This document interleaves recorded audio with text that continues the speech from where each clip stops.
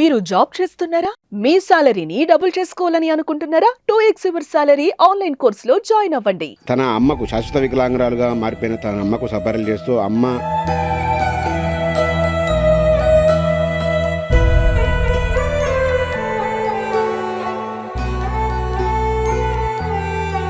ఒక నేనే నా బిడ్డ చేయాల్సింది, నా బిడ్డ నాకు చేస్తుంది.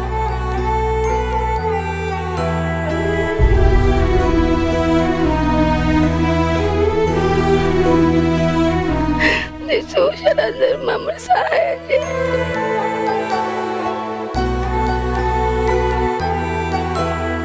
మాకు బాధ అనిపిస్తుంది, బాధ అనిపిస్తుంది. పాప వదిలిపెట్టినాడు కదా, కొద్దిగా మీరు అరుచుకోండి.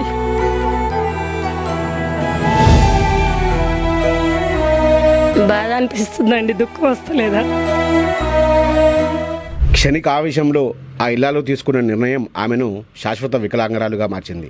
కట్టుకున్నవాడు విడిచిపెట్టి వెళ్ళిపోగా స్కూల్లో అమ్మ చేతి గోరుముద్దలు తింటూ స్కూల్లో హ్యాపీగా గడపాల్సిన చిన్నారి పాప తానే తన అమ్మకు అమ్మగా వ్యవహరిస్తూ ఆమె ఆలన పాలన తీసుకుంటుంది. కన్నీరు పెట్టిస్తున్న ఈ ఘటన సూర్యాపేట జిల్లాలో చోటు చేసుకుంది.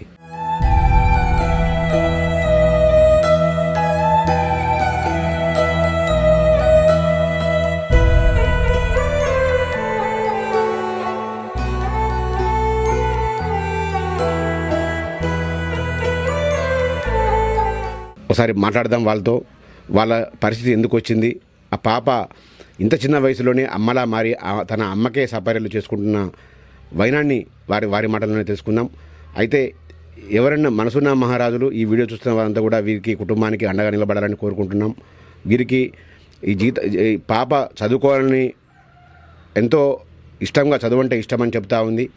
కానీ తన అమ్మ కోసం తన ఇష్టాన్ని కూడా వదులుకొని అమ్మకు సపర్యలు చేస్తూ తానే అమ్మగా మారిన వైనాన్ని అయితే ఈరోజు మీ ముందుకు తీసుకోబోతున్నాం.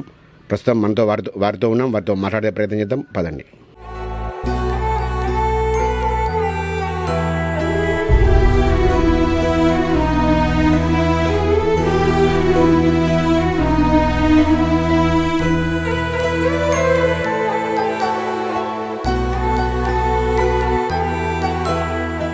ప్రస్తుతం మనం సూర్యాపేట జిల్లా నూతనకండ మండలం గుండ్ల సింగారం విలేజ్లో ఉన్నాం. ఇక్కడ మనం చూస్తున్న ఈ పాపే పేరు రిజ్వానా.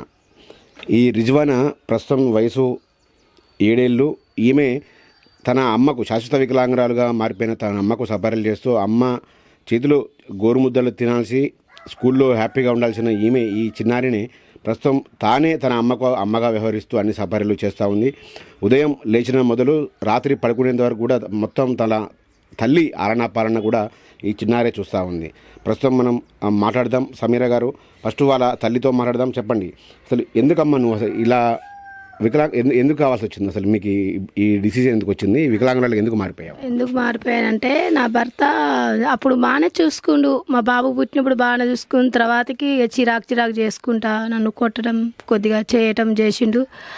కొద్దిగా బాగా బాధ పెడతా తట్టుకోలేక పోసుకోవాల్సి వచ్చింది. పోసుకున్న తర్వాతకి కొన్ని రోజుల తర్వాతకి బాగా చేపించిండు దగ్గర బాగానే ఉండు. తర్వాత షెడ్ అలవాట్లకి తిరిగిన తర్వాతకి ఇక అస్సలు వదిలిపెట్టిపోయిండు. మా పాప అప్పుడే వదిలిపెట్టిపోయిండు. ఇక వాళ్ళ ఆలన పాలన అన్నీ నేనే చూసుకున్నా. మంచిగా ఉన్నప్పుడు కాలు రెక్కలు మంచిగా ఉన్నప్పుడు నా పిల్లల్ని నేనే చూసుకున్నా, నేనే సవరించుకున్నా. ఇక మధ్యలో వదిలిపెట్టిపోతాలకి ఆహారం అన్నది లేదు. కీళ్ళవాతం వచ్చింది, రక్త కణాలు పడిపోయినాయి, టైఫాయిడ్ జ్వరం వచ్చింది, కిడ్నీలో రాయి వచ్చింది. ఇక మూలబడి అంకితం అయిపోయింది. ఇక మంచానికి చాలా అంకితం అయిపోయి ఇక లేవలేకపోయినా. ఇక నా బిడ్డే నాకు అన్నం తినిపించుడు, తానం చేపించుడు అన్నీ నా బిడ్డే. ఇక నేనే నా బిడ్డ చేయాల్సింది, నా బిడ్డ నాకు చేస్తుంది పని. వాళ్ళకి పెట్టాల్సింది ఇక్కడ నా బిడ్డ నాకు ఇక్కడ పెడుతున్నాను. చూసారందరూ మమ్మల్ని సహాయం చేయండి.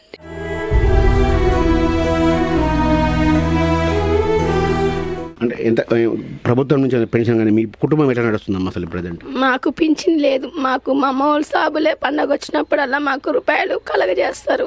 వాటి మీద ఆధారపడుతుంది. తినేదే కంట్రోల్ బియ్యం. మాకు ఒక ఇల్లు లేదు, ఒక పొలం లేదు. నా పిల్లలు మంచిగా చదువుకోవాలి, నేను మంచిగా బాగా కావాలి, అంత మించి నేను కోరుకోవట్లేదు. మాకు ఏదైనా సహాయం చేయాలని కలగజేస్తున్నాను. అంటే ఏ పని చేసుకోలేవమ్మా ఇప్పుడు? నువ్వు నడవలేవా? అసలు నడిచే పరిస్థితి లేను. ఆ మంచానికి అంకితం. పొద్దుకులు తెల్లవారు ఇంతే కూర్చోవడం నా జీవితం. మా బుజ్జ తీసుకుపోయి పండబెడుతుంది నిమ్మలంగా. చిన్నారికి సపర్యలు చేస్తున్న రిజ్వానా కూడా మనతో ఉంది. రిజ్వానాను అంతా కూడా రాజమ్మగా పిలుస్తున్నారు గ్రామస్తులంతా కూడా. అయితే రిజ్వానాతో మాట్లాడదాం. చెప్తున్నాను, నీకు ఏమనిపిస్తుంది నాన్న? నీకు చదువుకోవాలని ఉందా? ఏముంది అసలు? నువ్వు అమ్మకి ఎటువంటి పనులు చేస్తావు రోజు? పడికి పోతా, పోయి ఇంటికి వచ్చి అమ్మకి అన్నం తినిపించి అంట్లు తవ్వి ఆకిలికి తానం చేపించి మొత్తం టవీ షాప్ మొత్తం నేనే చూసుకుంటా, పని మొత్తం చేసుకుంటా. మళ్ళీ మధ్యాహ్నం వచ్చి అన్నం తినిపించి స్కూల్కి పోతా. బాగా నాకు చదువుకోవాలని ఉంది, మా అమ్మకి బాగా చేయండి అని అందరినీ కోరుకుంటున్నా. అమ్మకు అంటే అన్నం తినిపించి వంట కూడా నువ్వే చేస్తావు తల్లి? వంట అన్నీ నేనే చేస్తా, మొత్తం ఆయన మొత్తం నేనే చేస్తా. ఎట్లా నేర్చుకున్నావు నాన్న వంటలు నువ్వు? మమ్మీ నేర్పుతా ఉంటే నేర్చుకున్నా. పడుకొని మంచంలో ఉండి చెప్తా ఉంటే నువ్వు నేర్చుకున్నావా? మమ్మీని లేపలేస్తున్నావాను బెడ్ నుంచి? ఒకసారి ఇబ్బంది కదా? ఒక్కోసారి ఇబ్బంది వస్తుంది కానీ తల్లి కాబట్టి లేపాలి. ఏమంటారు నాన్న మీ స్కూల్లో టీచర్లు నువ్వు స్కూల్కి రాకపోతే? ఏమన్నారు, మీ మమ్మీకి ఎప్పుడైనా చేసుకొని బడికే రా అంటారు. మధ్యాహ్నం అన్నం తీసుకుపోయి మమ్మీకి పెట్టి రారే అంటది టీచర్. ఇంకా ఇప్పుడు మమ్మీతో మామూలుగా నీకు ఇంకెట్లా ఉంటావు నాన్న మమ్మీతోని? మంచిగానే ఉంటా మమ్మీతోటి. ఇప్పుడు ఏం కావాలి మీకు? మా అమ్మ బాగా కావాలి, మేము బాగా చదువుకోవాలి, ఇల్లు బాగా చేపియాలి. ఈ మూడే నాకు కావాల్సింది. చదువు అంటే ఇష్టమా నీకు? చాలా ఇష్టం. ఏమైతావు? కలెక్టర్ అవుతావా? పోలీస్ ఆఫీసర్ అవుతావా? పోలీస్ అవుతావా?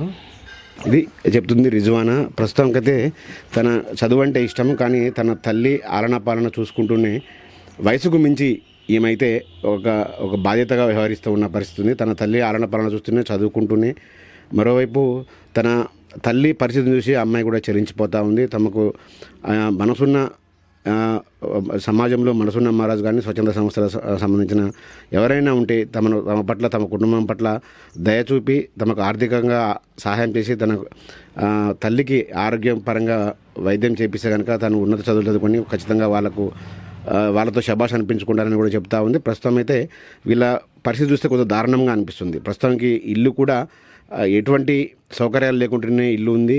ఆమెకు ఎటువంటి పెన్షన్ రాలేదు. కేవలం రంజాన్ అటువంటి సమయంలో వాళ్ళ కుల పెద్దలు ఇచ్చే కొద్ది గొప్ప ఆర్థిక సాయమే వాళ్ళ కుటుంబానికి సంవత్సరం పొడవునా కూడా గడుస్తూ ఉంది. సో మరోవైపు తల్లి కూడా కన్నీరు మున్నీరు అవుతున్న పరిస్థితి ఉంది. తన చేతితో తన ముద్దలు తినాల్సిన తన పిల్లలే తనకు గోరుముద్దలు తినిపిస్తూ విషయాన్ని మాత్రం ఆమె ఇంకా తట్టుకోలేకపోతా ఉంది. తను చేయాల్సిన పని తన పిల్లలు తనకు చేస్తున్నారంటూ కూడా కన్నీరు మున్నీరు అవుతున్న పరిస్థితి ఉంది.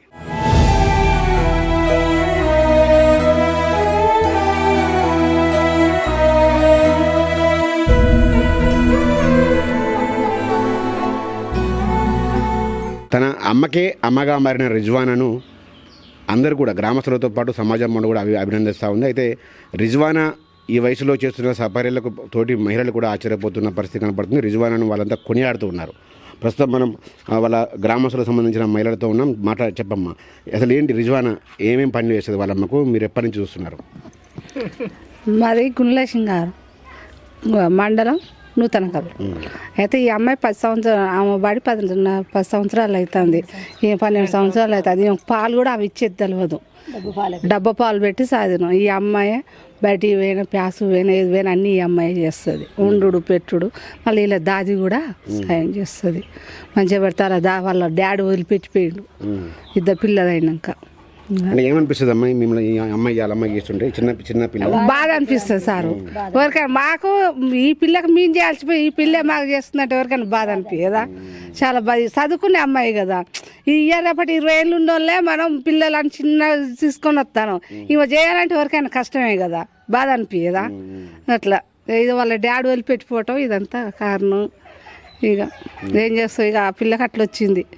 ఈ అమ్మాయి చేస్తుంది అన్ని పనులన్నీ. తల్లి చేసేసారు, మొత్తం అమ్మాయి చేస్తుందండి. అమ్మాయి చాలా బాధపడుతుంది, వాళ్ళ కుటుంబం కూడా చాలా బాధపడుతుంది.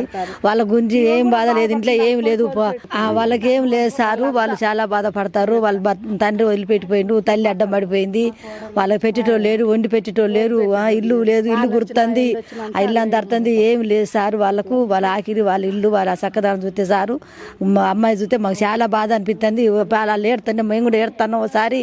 ఇన్న వాళ్ళకి చాలా బాధపడతారు సార్. వాళ్ళ గురించి మీరు చాలా ఆదుకోవాలి, మీరు అంతా ఆదుకోవాలి. మీరు మీ గురించి వాళ్ళ గురించి మీరు పట్టించుకోవాలి సారు. ఇన్నవా అన్ని మీరు సాయం చేయాలి, మీది దయ. ఎప్పుడైనా మీరు అమ్మాయికి సహకారం చేస్తారా? చేస్తాం సార్, మేము కూడా చూసుకుంటాం సార్. వస్తూనే ఉంటాం, మాట్లాడుతూనే ఉంటాం, పోతూనే ఉంటాం, ఇటు రాని పిలుస్తూనే ఉంటాం, మేము వచ్చి మందులు ఇచ్చిపోతూనే ఉంటాం. మా రంజాన్ పండుగ వస్తే సార్ ఇదో అదో మేము చూసుకుంటాం, మా అమ్మసి నుంచి వచ్చి ఇదో అదో ఇచ్చిపోతూనే ఉంటారు. ఇక వాళ్ళ దొరత అట్ట కాలం కడుతుంది సార్. మాకు బాధ అనిపిస్తుంది. పాప వదిలిపెట్టినాడు. కొద్దిగా మీరు అరుచుకోండి, చేయండి, దగ్గర తీసి అమౌంట్ కుంటట్టు అన్ని కొద్దిగా సౌలతుగా చేయండి. ఆ పాప బాధ చూడలేక మేము ఇదవుతాం. అది ఆమె లేచేటట్టు కొద్దిగా ఇల్లు సర్గా చేయండి. ఆమె లేస్తే ఆమె వండుకుంటుంది, ఆ పాప బడికన్నా పోతుంది, ఎక్కడన్నా చేయిస్తారు. అది మరి చిన్నతనంలో ఇట్లా చేయడం బాధ అనిపిస్తుందండి. దుఃఖం వస్తలేదా? దుఃఖం వస్తుంది. కదా ఎవరికైనా బాధ.